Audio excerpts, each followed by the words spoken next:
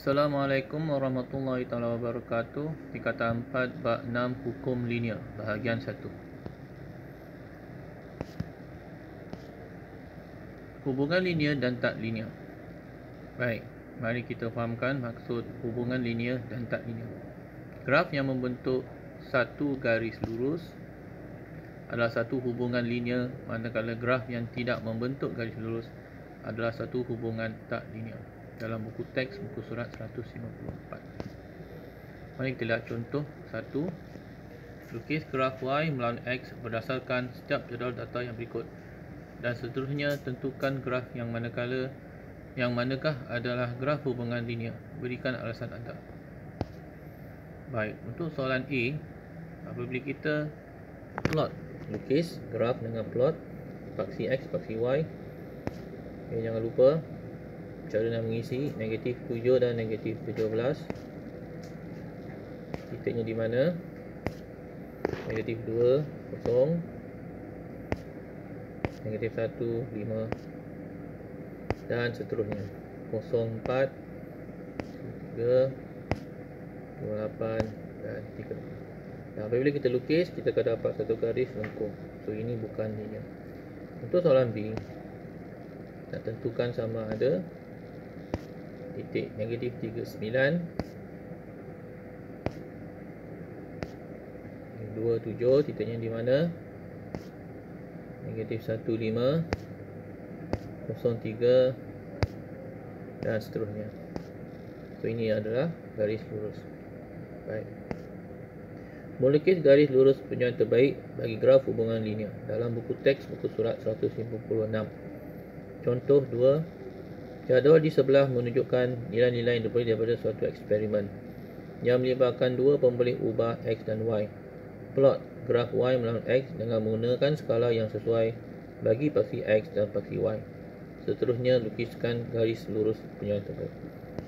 Baik, apabila kita plotkan garis titik dalam data, kita akan dapat satu titik. Okay, kalau kita lukis menghubungkan semua titik ini, kita akan dapat satu garis yang tak lurus. Okay. So, ini tak mungkin kita buat. Untuk penyusun terbaik, okay, ini salah So, untuk penyusun terbaik, ambil pembaris, cuba dapatkan seberapa banyak titik yang kita boleh dapat dalam satu garisan yang lurus. Satu titik lari tidak mengapa. Okay. So, cuba gariskan selurus mana. Baik. Jadi, jangan hirau tentang satu titik yang lari, dan pastikan kita gariskan sehingga melintasi paksi Y. Baik, untuk membentuk persamaan bagi garis lurus penyusun terbaik dalam buku teks buku surat 150, persamaan garis lurus boleh tulis dalam bentuk Y sama dengan MX tambah C. Jika keturunan M dan pintasan Y, C diketahui atau boleh ditentukan dengan menggunakan sebarang dua titik yang terletak pada garis lurus tersebut. Y sama dengan MX tambah C. Ini merupakan satu persamaan yang kita sering gunakan untuk garis lurus. Y sama dengan MX tambah C, di mana M adalah keturunan, manakala C adalah untuk pintasan Y. Mari kita lihat contoh yang tadi, di mana garis lurus yang dibentuk untuk dapatkan persamaannya Y sama dengan MX tambah C. Kita perlu adakan keturunan, di mana semua dah tahu keturunan adalah Y2 tolak Y1 bahagi dengan X2 tolak X1.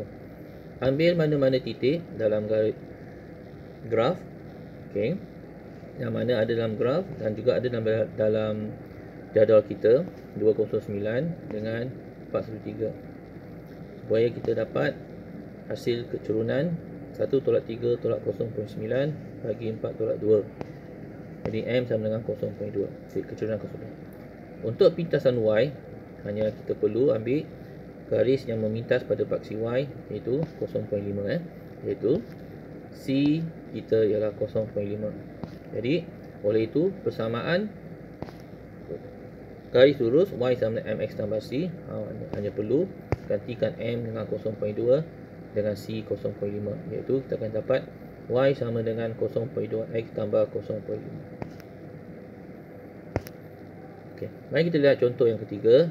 graf di bawah menunjukkan sebahagian daripada garis lurus yang diperoleh dengan memplot 1 per Y melawan 1 per X.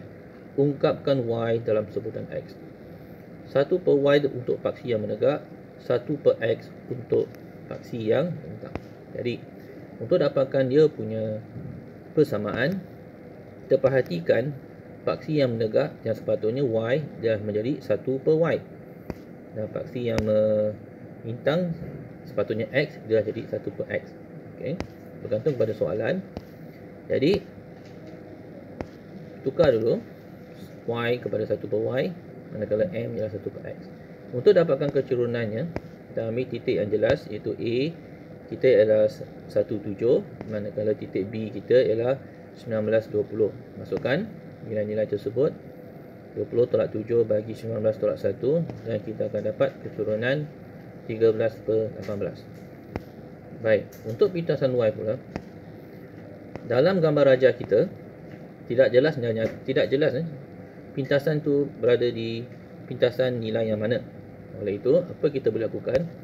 Kita boleh jadikan persamaan kita 1 per Y M 1 per X tambah C dengan menggantikan nilai M dulu. Kita dapatkan 1 per Y sama dengan 13 per 18, 1 per X tambah C. Untuk dapatkan nilai C, ambil mana-mana titik A atau B. Okey, ni kita ambil titik A lah.